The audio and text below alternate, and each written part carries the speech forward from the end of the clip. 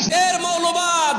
এই শব্দের ধোয়া তুলেই তো এই 15.5 বছর হাজার হাজার মানুষ গুম হয়েছে। এই মৌলবাদ জঙ্গিবাদ, এই ধোয়া তুলেই হাজারো মানুষকে আয়না ঘরে নিয়ে হত্যা করা হয়েছে। মুসলমানদেরকে যদি এই দেশে কেউ আর কিয়ামতের আগে মৌলবাদ বলে, তাকে আমরা উচিত শিক্ষা দেব ইনশাআল্লাহ। রাসূলের টয়লেটও মানে, বিশ্বনবীর বিবাহ শাদী মানে, কিন্তু নবীজির যে 23 বছরের এই যে নবুয়তের জিন্দেগীর 10টা বছর তিনি চালালেন, 27টা যুদ্ধের নেতৃত্ব দিলেন, এইটা শুনলেই ওর গায়ে আগুন চলে যায়।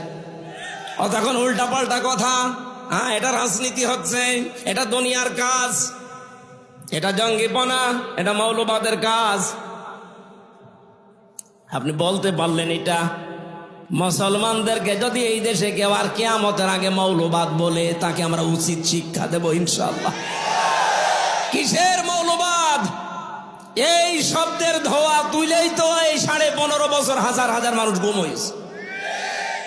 এই মৌলবাদ জঙ্গিবাদ, এই ধোয়া তুলেই হাজারো মানুষকে আয়না ঘরে নিয়ে হত্যা করা হয়েছে।